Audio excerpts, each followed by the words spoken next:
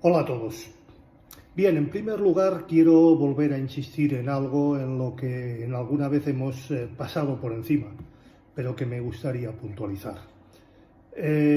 Para algunos que critican que leo textualmente, pues sí, leo textualmente. Lo que no hago es leer de ninguna fuente de Internet, y mucho menos de Wikipedia.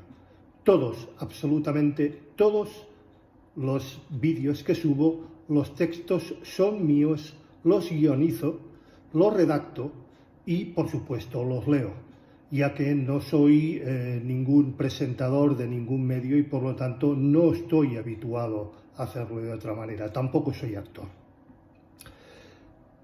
Dicho esto, vamos a meternos en harina. Tal y como os prometí el pasado viernes, hoy vamos a hablar de por qué colorean los amplificadores. Los amplificadores de audio, señores, no colorean, o al menos no deben de colorear el sonido de manera inherente, a no ser que sea a propósito. Es decir, no deberían introducir ningún tipo de coloración ni significativa o insignificativa en el sonido si están diseñados y fabricados de forma correcta. El propósito principal de cualquier amplificador es simplemente aumentar la amplitud de una señal sin distorsionarla ni añadir ninguna coloración de ningún tipo, ni ninguna otra cualidad no deseada. Sin embargo, algunos amplificadores de audio pueden tener características de diseño que afecten sutilmente a su sonido, tanto de forma inherente, insisto, como de forma burdamente provocada. Algunos audiófilos buscan amplificadores con características específicas, como una respuesta de frecuencia ligeramente ajustada o manipulada, distorsión armónica controlada o una firma sónica muy particular. Insisto, una firma sónica muy particular. Pero eso no es lo que debe hacer un amplificador. Estos amplificadores pueden diseñarse para proporcionar una experiencia auditiva específica, lo que podría interpretarse como colorear el sonido. Un amplificador de audio de alta calidad, insisto, siempre debe de reproducir el sonido de manera precisa, lineal y sin agregar ninguna coloración ni ningún defecto. Cualquier coloración notoria del sonido suele ser el resultado de un diseño defectuoso o una provocación adrede, tanto debido a componentes de una cierta baja calidad como, insisto, provocar esa coloración, ese timbre adrede. Clases de amplificadores, aunque ya lo vimos, vamos a repasarlo otra vez. Existen diferentes clases de amplificadores, como amplificadores de clase A, clase B, clase AB, clase B, clase D, entre muchísimos otros. Pasaremos y repasaremos las últimas especificaciones en este aspecto, los amplificadores de clase D y los digitales en un futuro post. Creo que va a ser interesante. Cada clase tiene sus propias características, evidentemente, y desempeño más que específico. Potencia de salida. La potencia de salida de un amplificador se mide, como todos sabemos, en vatios, W, y determina lo alto que pueden ser el volumen en los altavoces. Es importante que el amplificador tenga suficiente potencia para mover los altavoces que se le conecten. No confundir potencia vatios con potencia energía, señores. Ya lo vimos también en un apartado en un anterior post. Distorsión armónica. Los amplificadores no deben añadir ninguna distorsión al sonido. Insisto, ninguna distorsión al sonido. Hay algunos que sí añaden esta distorsión adrede para provocar cierto tipo de música y cierta coloración. Valores bajos de THD o Total Harmonic Distortions son siempre los más deseables. Relación señal-ruido, SNR. La relación señal-ruido mide la cantidad de ruido eléctrico en comparación con la señal de audio. Una señal ruido o una relación señal-ruido más alto indica un mejor rendimiento en la reproducción de audio de alta calidad. Impedancia de los altavoces. Los altavoces, como ya vimos también en un anterior post, tienen una impedancia nominal. Es importante que la impedancia de los altavoces sea compatible y a la par con la del amplificador para obtener un rendimiento óptimo de ambos. Aunque también es más que bien conocido que todos, absolutamente todos los altavoces varían su impedancia a lo largo de lo que se llama su ancho de banda o respuesta en frecuencias. Diseño y calidad de construcción. La calidad de construcción, los componentes utilizados y el diseño interno pueden más que afectar significativamente a la calidad del sonido y la durabilidad del amplificador, como ya vimos también el viernes pasado. Características adicionales. Algunos amplificadores tienen características adicionales como control de tonos, ecualización, ajustes de ganancia, entradas y salidas múltiples, tanto analógicas como digitales, streamers, DACs, conexiones Wi-Fi, conexiones Bluetooth, etcétera, etcétera, etcétera. Presupuesto. Los amplificadores varían más que ampliamente según su precio. Es importante encontrar uno que se ajuste a tus gustos, presupuesto y necesidades específicas. Topología de amplificación. La topología del circuito interno de la amplificación puede variar sustancialmente, como el amplificador en clase A, en clase B, en clase AB, en clase D, en clase la que sea.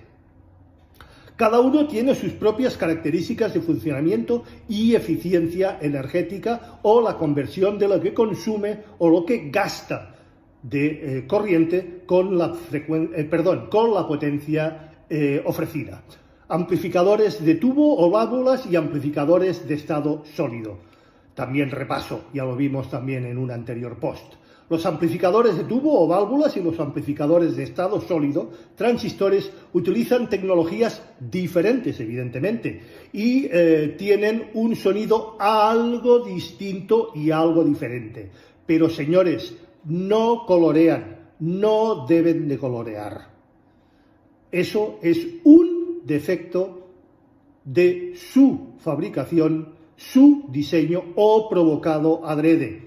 Los amplificadores de tubo suelen ser apreciados por su calidez y distorsión armónica propia, que no provocada, mientras que los amplificadores de estado sólido tienden a ser más precisos y más eficientes.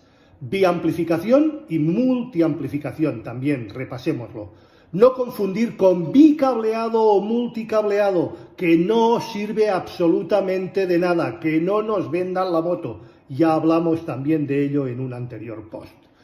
Algunos sistemas de audio de alta, media, alta y muy alta utilizan múltiples amplificadores para separar las frecuencias y amplificarlas de manera más precisa y más correcta. Esto se conoce como biamplificador, dos amplificadores, o multiamplificador, varios amplificadores. Uno para cada uno de los drivers o altavoces que vayamos a utilizar.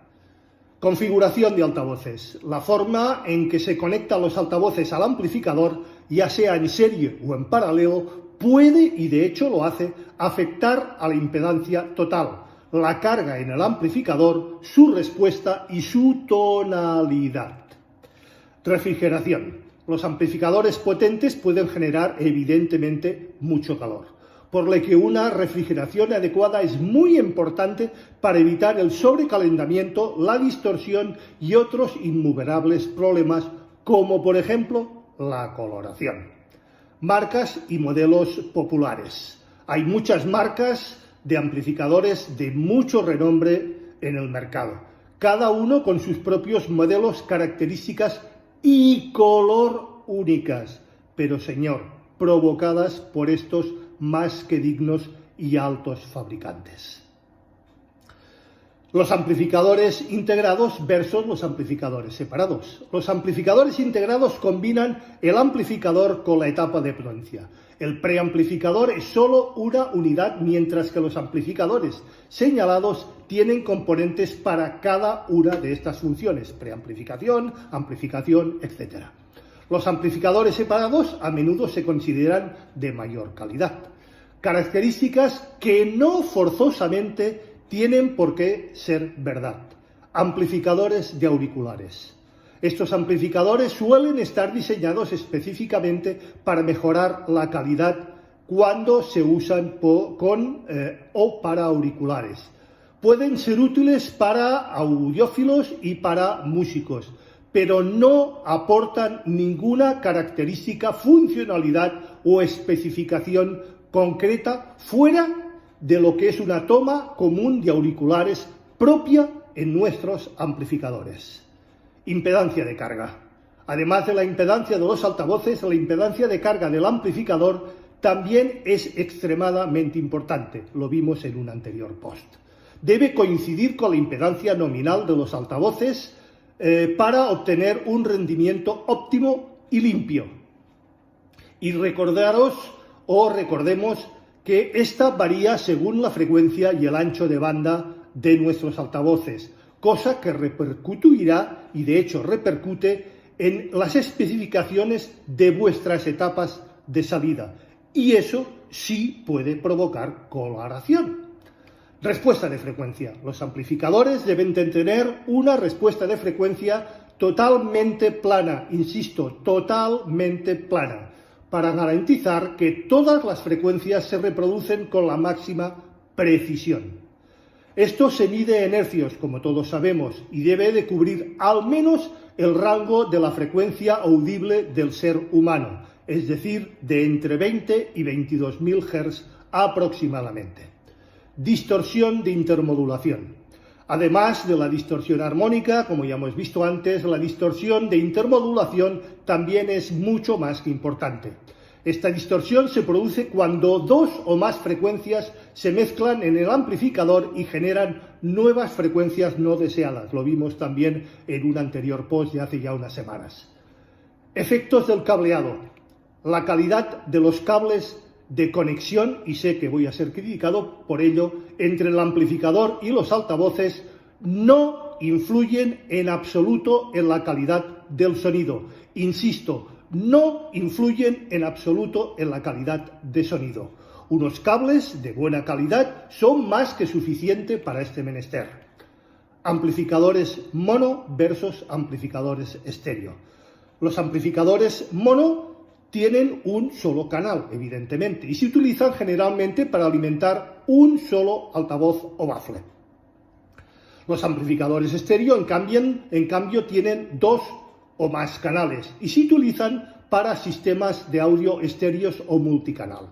De la utilización de uno u otros dependerá tan solo la diafonía y la relación señal-ruido, jamás la coloración.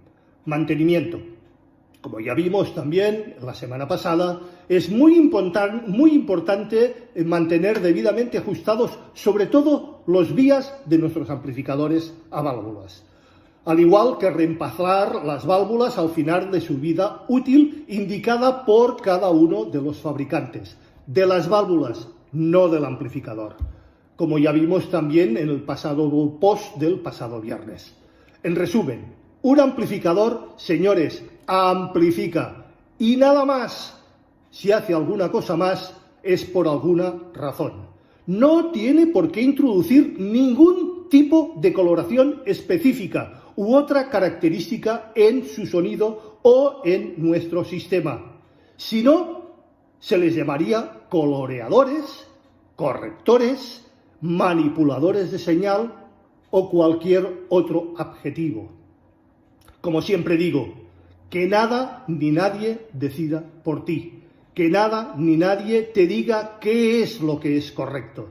Toda influencia será seguro, muy negativa para tu disfrute. Y eso es todo por hoy, que como siempre digo, no es poco.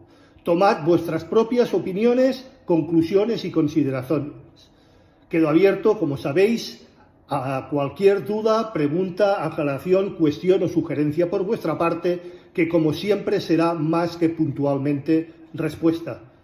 Recordad, si os ha gustado, por favor, no me cansaré de insistir. Dadle al like. Faltan likes en todos los posts, los de los demás y los míos. Suscribiros si no lo estáis ya. Acordaros de darle a la campanilla gris para que YouTube os avise de cualquier novedad dentro del canal. Y sobre todo, de cualquier novedad cada viernes a las 8, como ya estamos acostumbrados. Gracias, sobre todo, por llegar hasta aquí y por aguantarme. Nos vemos, si así lo creéis oportuno, el próximo viernes en un próximo capítulo de A las 8 estrenamos. Esta vez hablaremos, yo creo que de algo interesante y que creo que muy pocos realmente conocen, aunque algunos se jactan de conocerlo y mienten como bellacos. Será de cómo se graba un álbum o un disco, sus procesos y sus pasos. Hasta entonces, como siempre digo, que paséis una muy feliz y una muy musical semana. Nos vemos.